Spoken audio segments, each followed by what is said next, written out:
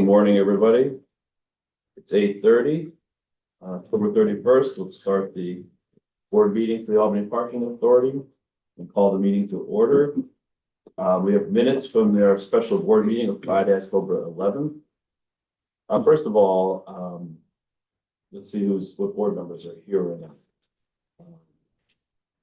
Jen Saponis, Bill Pettit, Chris Burke are here in attendance.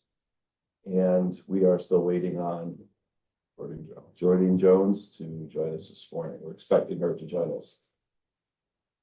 Acceptance of the special meeting, minutes of the special board meeting Friday, October 11th. Could I get a motion? So move. Can I get a second? Second. Any- I second it? I'll second it. Second. Any questions, concerns, additions, deletions to the minutes? Hearing none, all in favor? Aye. Minutes are adopted. Let's move to report of the Finance Committee, financial summary and presentation. Where's Stephanie? You should have it in your packet. Mhm.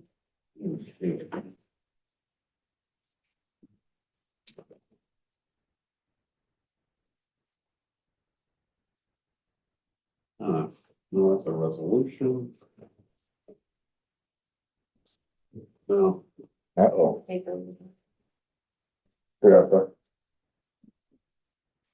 All right, the Finance Committee met on October 25th.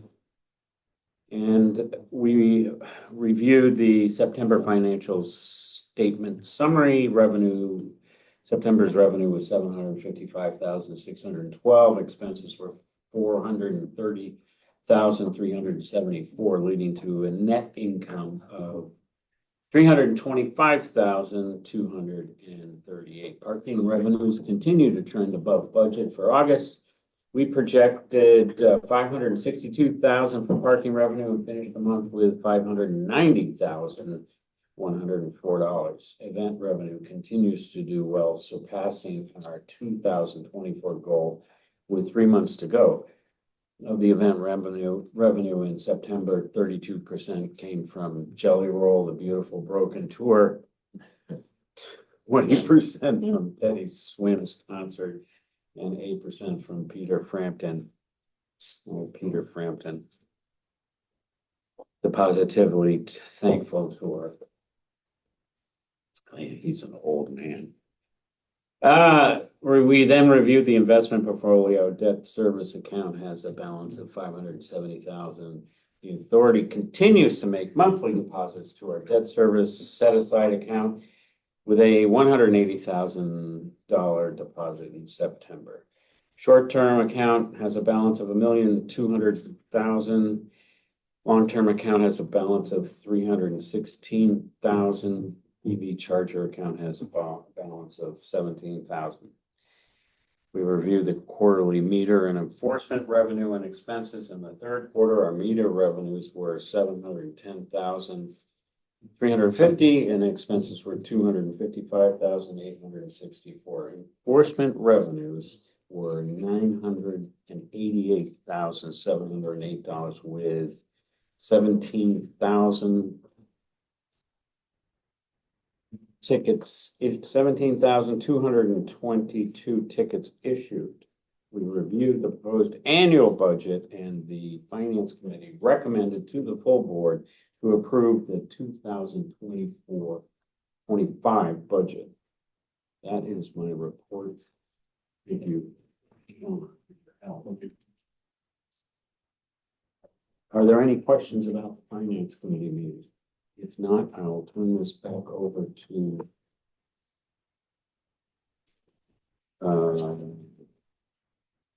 the chairman. Thank you very much, Jim, for your report. Any questions, any additions, anything to add to that report? Thank you. Nice job. You had a very solid year. Great. The audit committee met and we met on October 25th as per our standard operating procedures and bylaws, and reviewed plan scope audit of the annual audit. We met with the independent auditor Approve the annual audit engagement. We reviewed several policies, ethics, defense indemnification, conflict of interest, and whistleblower policy. And we provided the board members with conflict of interest forms. I hope that they're all in. If they're not all in, we need to encourage board members to get them in. You have them all? They don't need to be today, so we have some time on that. I understand, but you I have, I believe, 2 of the 4, two of the 4. Yes. Okay, we'll encourage board members to do the rest. and you can There is email them to this- staff if you want to do it that way or in person, whatever you guys want. Okay. There is a summary of the meeting in your packet. Would you like me to read the summary? Or is it sufficient to have it in the packet? We normally would read it. I don't think it's in their packets. Oh, I'm sorry. Yeah, It's just in my packet. A meeting summary of the audit committee, accepting the minutes of the meeting held on April 19th, 2024. Introduced Jonathan Gibb from VST and Company, CPAs LLP, and he gave an overview of the upcoming annual audit. His team plans to begin the audit process in late January 2025 and will finish by the ABO deadline of March 31st, 2025. Reviewed our ethics, defense and indemnification, conflict of interest, and whistleblower policies. Further, we recommended no changes to any policies and provided conflict of interest forms to the board members and requested completion of the forms as soon as possible. That is the report from the audit committee and a quick summary. Any questions or concerns or anything I missed? And I don't think we need to take any action on that, do we? just item 5 for the resolution. Yeah, that's next. So, moving to the resolution. Who's introducing the resolution? Alan will do.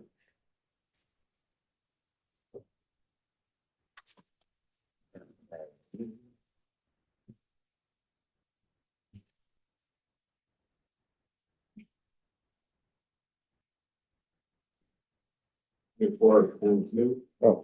241001. And pursuant to New York Public Authority law, the Albany Parking Authority has reviewed the following policies and directives through our audit committees. That's the ethics policy, whistleblower policy, defense and indemnification policy, and conflict of interest policy. And the audit committee has recommended no changes to the policies set in place in 2024. The ABA board has reviewed the policies and if you do unanimously recommend the policies here, you would take a vote on 241001. Thank you, Alan. Could I get a motion to adopt? Second, Second. any questions, concerns? All in favor? Aye. Adopted resolution. Thank you very much. All right, let's go over our enforcement. All right, our enforcement numbers, September, we outperformed 2023 September by about 13,000 or so we're right on par. Just a little quick outlook for October as we're right on par with last year's numbers as well. Enforcement's only short 1 PSO, 1 TSA at the moment. So they're catching up, and we're switching out some of our lease vehicles for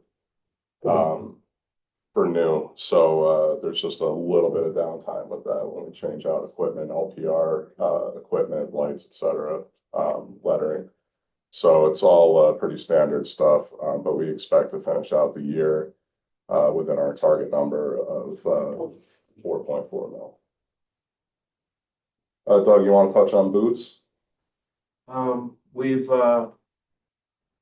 as we're looking for a TSA, we're down a little bit, but we're up from where we were in the previous months. We're still boating, we're still doing a lot of towing, for SCOF, especially the higher number. But we're doing better than we have in the last few months. Good, And that's all I have for enforcement numbers. thank you. Any questions? Comments? All right, great. Again, we're focusing on quality of life, crosswalk, handicap. Communications. Just two quick items in communications. I just wanted to update the board on our Lot 8 expansion projects where we wanted to take a piece of the Steam Gardens land, Steam Garden AKA Central Bid. We're gonna take a small strip of their land and put about 7 to 9 parking spaces in it. I was advised to get an appraisal as well as a survey. We finally got both as of Tuesday. So we're just gonna move forward and start negotiating a lease with the bid for the 9 spaces, which will be, it'll look somewhat like the one we have with DOT where it's, 30 years for, $1 or something like that and beyond. So I'm sure Anthony at the bid will be looking forward to that. And the other one was, I'm sorry, do we have any questions about it? Yeah, does that mean you're renting the spot for 30 years? Yes, You're not buying it? no, we can't own land. Any other questions? Well, who owns that lot 8? The state does, DOT. No. But this particular strip is not, right, okay. And also, Tricentennial Park, we had a meeting in the mayor's conference room yesterday. We were given plans for the park. It's it's not a bad plan. It's gonna, clean it up quite a bit. It's gonna be tree canopies, that sort of thing. So we'll just keep an eye out for submittals for that and how that's gonna end up turning out. How does that impact us? Well, we're not sure yet. I don't think it's gonna impact us much. We do have parking meters all around the whole park, so I'll just, we'll keep an eye on that to see if they need to either take spaces away or if they need to just block them off while construction's going on, et cetera. I haven't been approached to do anything else yet. So it's sinking. It's definitely sinking, yes, Why? So, because they filled it full of right. rubble, building stuff and just went over top of it, so it's settling, so it's sinking.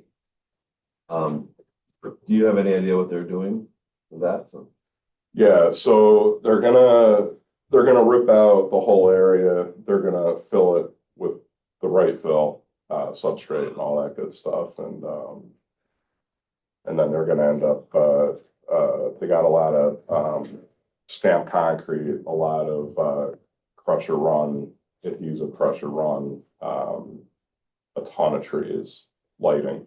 It's gonna be about, I think there's only about 2 or 3 lights in there now. They're talking about having about 12 to 15 in that, in that little park, yeah, oh, interesting. yeah. Are they leaving that guy there? There was talk about relocating, It's the former mayor. some of the, Is that who that is? Tom Whalen? Yeah, Yes. Tom Whalen and his dog, And his that dog. guy. I didn't know who it was.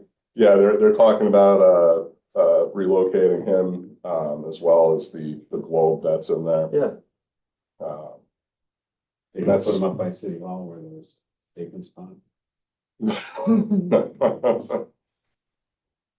interesting. I just envision it being a sizable, once they start digging up what they're gonna find and all the rest. it's Yeah, gonna be a they're gonna- Sizable. They'll find some stuff under there for Yeah. sure. There's a ton. Oh, There you go, it sure is. Yeah. Okay, And that's all I have for communications, sir. okay, thank you. Let's move into new business then. New business, downtown bid wayfinding sign installation project. They're currently, planning with DGS to remove the old signs. So that ought to be great. And, I think they're gonna start with installations, by the end of November and, the installer thinks they're gonna be done this year. I don't think so, but, we'll see if they are great. If not, then we'll see all the changes in the spring. What's the estimated time for completion? At the time, they were talking 3.5 to 4 months, and that was a couple months ago. So if they're just starting now, I don't. By my math, they're not gonna make the end of the year. Yeah, I mean, unless they have an enormous crew to do this, then. Okay. But I doubt it. It's still But- in Texas. Yeah, But there's no impact one way or the other. no, not to us. Repair and preventative maintenance, the project's going well. They're doing everything they can, in this season. We're gonna have to put off a few items until spring. Fish, impacted our schedule to get the new entryway, redone on Hudson Avenue. We had to put it off because, Fish was, kind of a last minute thing. In doing so, it's gonna be in spring as well as any other, membrane work, possibly some concrete work. They can pour concrete right up until December, depending on how the weather goes, but it doesn't really matter. They'll finish up in spring. They're not like our old construction crew, Krisha, who, take 3 years to do 1 year's worth of work. These guys are, they're pretty good, so I trust that.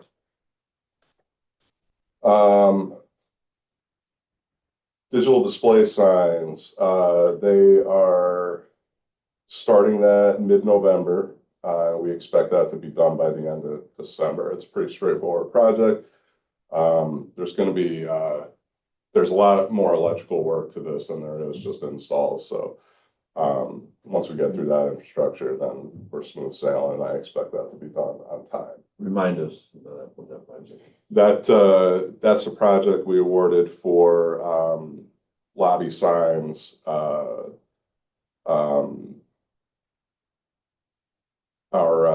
rate signs, and we're replacing some of our old signs that need to get replaced. They're seeing their days.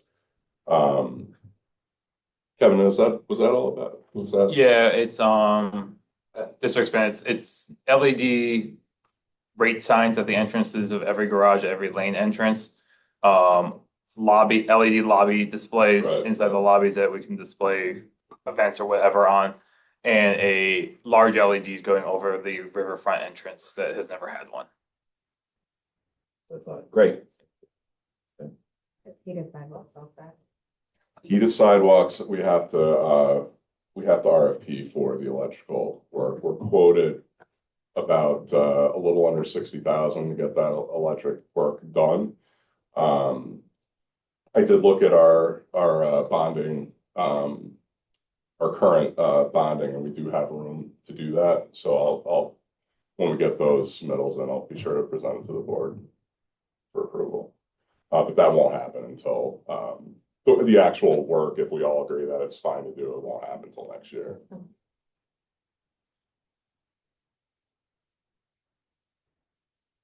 Okay, moving on to the monthly quarterly trend analysis. Kevin? Sure.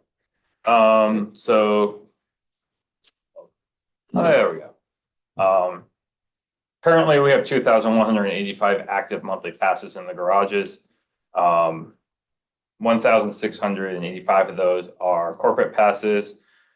325 are individual passes, 77 are residential passes, and 98 are other, which would be what we call the PIP program. It's a holdover account type from 7 years ago. So it's not something we offer anymore, but these are still active. Last month, we added 29 new monthly parking passes to the system. We did unfortunately lose 59 monthly parking passes. The bulk of that is corporate. We did have a business leaving downtown at the end of last month. So that accounts for, I want to say, 36 of those 59 passes. So new passes added $3,775 in monthly revenue. Unfortunately, with those corporate losses, we lost $7,015 in reoccurring revenue last month. Kevin, I can't read it. Yeah. When did you explain the colors, or explain at least the top? Sure. Missy's on the. Missy, can you go back? No, you're okay. Those would be years. Oh, I see where the loss is you're zoomed out too far. There we go. So gray is current year on the losses, orange is last year, and blue is 2022. So it's a full 3-year spread. For the new passes that came in, were they just like individuals? or- Yeah, most of our but most of our ads for the year have been individuals, either strictly individual commuter or residential this year. We've seen a large uptick in those type of signings. It's also our standard price pass versus corporate passes, which are a discounted price. For that data, do we collect sort of like if it is residential, like what business that they're like commuting in for? Not usually, especially with the way the website's set up now. We have done a survey in the past, and we are looking to do one Q1 next year, just to collect more data on that. But the website just is, if you're individual, you just buy it. If you're residential, they do have to put some form of proof of residency in there. So then to confirm they're a resident. Okay. Yep.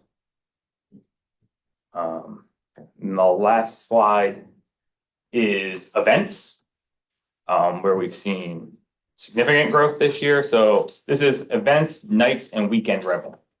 So this year as of the end of Q3, we have done $352,000 in nights, weekends, and event revenue.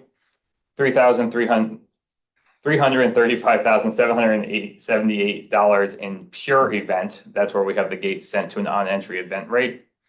And then $69,574 in nights and weekend revenue. We include that in this because the only time we really see usage at nights and on the weekends is when there's an event going on. It's just not something we put a special rate on the garage for. It's stuff at Empire Underground or community events, and stuff like that. So we just leave the regular weekend or night rate in place.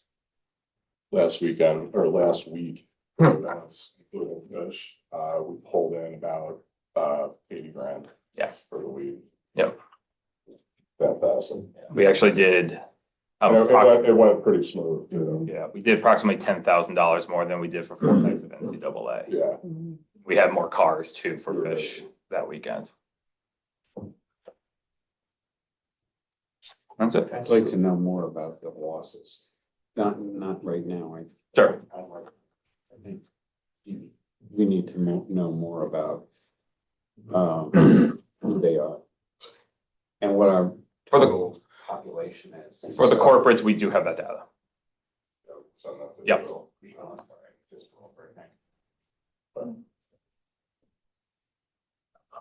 Okay, meter updates. Not a whole lot of meter updates. Our app only pilot program is on hold until spring. We should identify a few more blocks that we can convert. Wait a minute, can I go back to that? Sure. Can you tell us whether or not they're state workers or private? They're private. It was just a corporate. It's corporate accounts. So it's the businesses are, Corporate accounts are all private, they're not state workers? state workers that are buying the pass on their own are an individual.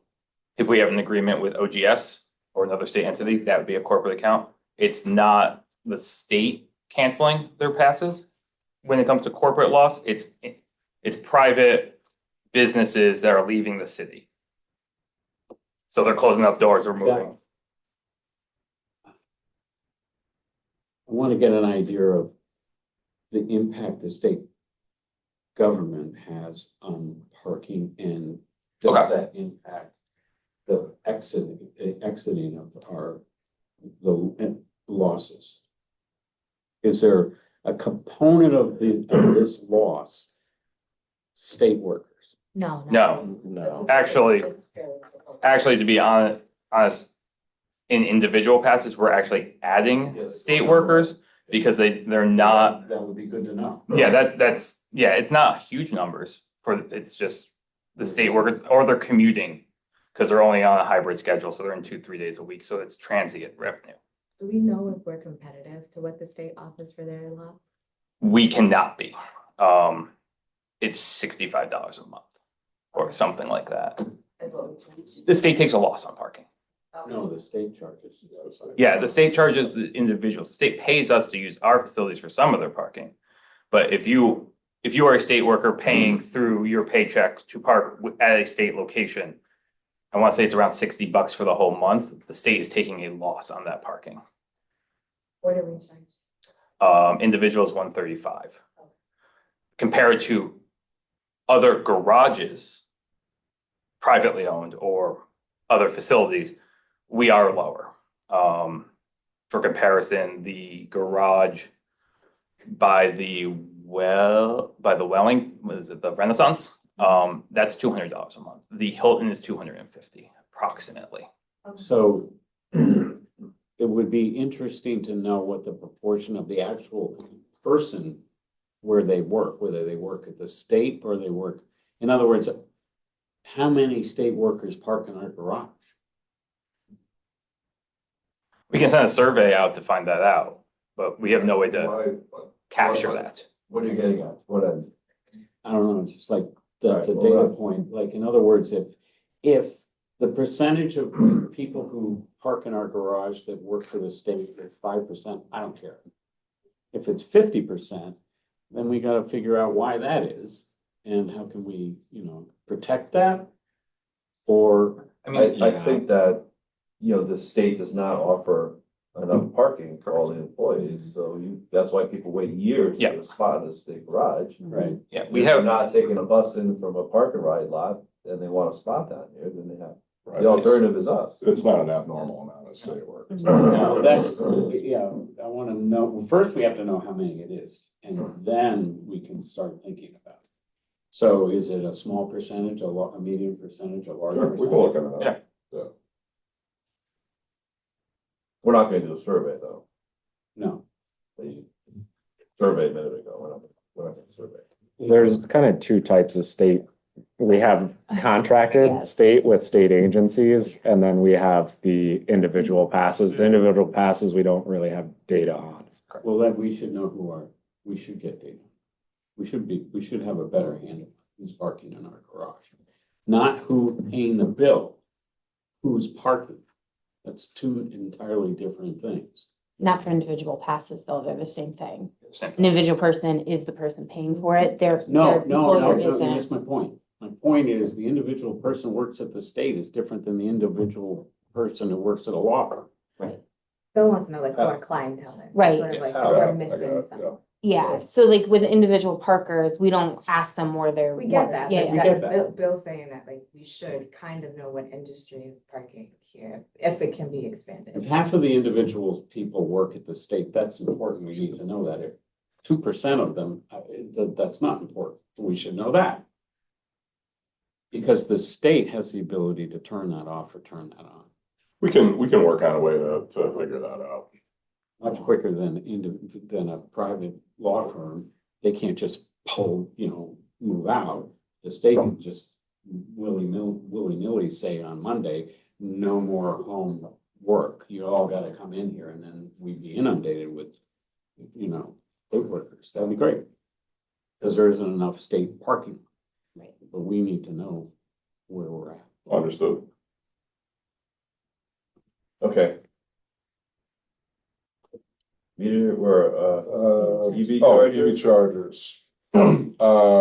We are, for September, we had a 9% increase in revenue and usage. I have it in front of me.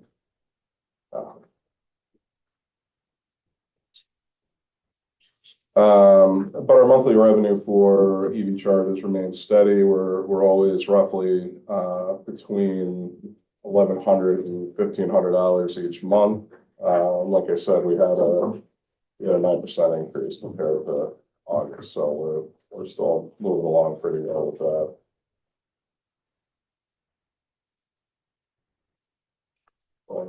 nine. Lot 3 EV charger installation. That's completed.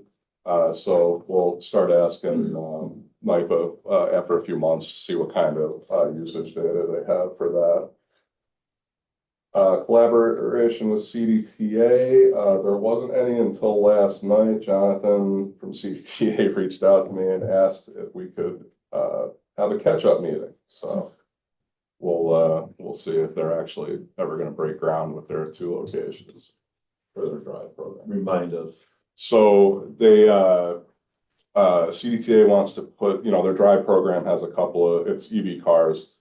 And they would like to put a unit in front of the library on Washington Avenue or close to the Armory. So 2 ports would be allocated to their drive program, 2 ports would be allocated to the public, which is our customers. So we'd be figuring out a rate structure and enforcement plan and all that good stuff for that area, which is great because it's going to help us expand into our other metered areas for EV parking, so we can have some kind of the metrics for that. Their other space was on, I want to say it was on State Street and or Pearl, in that general area, but I have not heard much about that, nor have I seen any construction, so. For the hospital also? Yes, and the hospital, thank you. Yep, that's right, Albany Med. That was an issue because they wanted to involve Albany Med for some reason. We told them that was no good for us. Right. We can't have any kind of tie like that. We can't exchange money with Albany Med for electrical or anything like that. Yeah, I was confused as to why they were taking that approach, why would they want another? They felt like it was an easier way to get, because they already have an electrical vault on the site that they could tap into, so that's exactly it. So it doesn't mean that they still wouldn't have to trench or anything like that, so I don't really see a huge savings for CDTA to do that.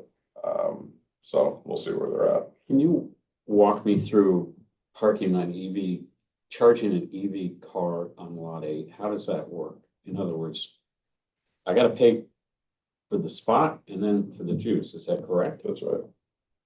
So I drive in, I go through the, So you'll drive in and you'll, with the EV chargers, they have their own app that they have to use. So they'll check in with their app for the EV charger and then they'll have to pay the meter as well. the pay at the meter?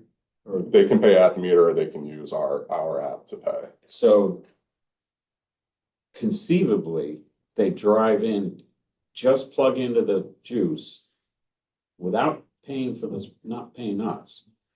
Charge, keeping their fingers crossed that no Doug doesn't come over there. Right, And once it's charged up, they leave. Is that correct? that's right. In theory. You okay? Is that okay? Well, we need to get paid. We do. Well, NIPA pays us a fee to use all the spaces that they have in the lot allocated to the EV So NIPA's chargers. paying for the spot already? That's right. So we're gonna double, if the customer pays for the spot, then we're getting paid double, right? Right, and we do that in our garages as well. All right. Now you feel better. Then we can get, It's the finance change, I'm not sure we. I don't wanna wake up one day, we're out of business because all these EV chargers. I know how stealing you are, parking. I know how you are. They're your favorite thing, Bill, but don't turn down.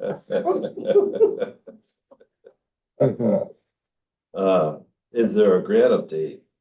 We're just working on the final closeout documents for ESD and ARPA. The ARPA project has been completed. We're just getting some final invoices. We have went through all the ARPA money. Now we're just getting our reimbursement from the city that we agreed to up to $100,000 to close it out. But everything is up and running for ARPA, and I believe we have some kind of I don't know if it's a press release, Kevin, or if they're doing something for ARPA or not. There was some talk. There's talk of doing a ribbon cutting Yeah. for the ARPA project. There's conflicts for time with City Hall, so Yeah, we're so still we're waiting on gonna- that. When? What are we looking at? We don't know yet. Hopefully in the next 3 weeks, but it's been pushed back multiple times from City Hall. Okay. Yeah. Good, that's encouraging. Yeah. Thank you. Is there any unfinished business to come before the board? I have none. I read this morning that the National Semiconductor Center is gonna be here. Yep. That's exciting news. Almost $1 billion project. Does that have any impact or involvement? I wouldn't think it would, but where it's located. Potentially residential. Residential. Yeah. Into Albany. Possible. That's possible. Oh, yeah, I mean, I don't mean Yeah. that, I mean, No. nothing beyond that. No, Okay. Yeah. I think they're Up gonna and soon. expand it. The nano, yeah. Existing, Oh, okay. yeah. It's hoping they're gonna take St. Rose over. Okay, no unfinished business. No. I'd like to get a motion to go into executive session for item. Second. Okay, we're in executive session. Thank you, everybody. And there.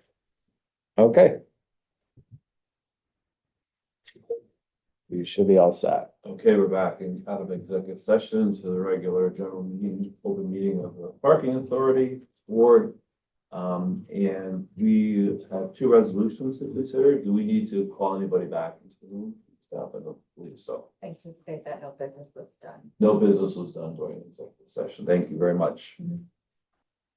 So Alan, are you Um, covering the resolution? Sure.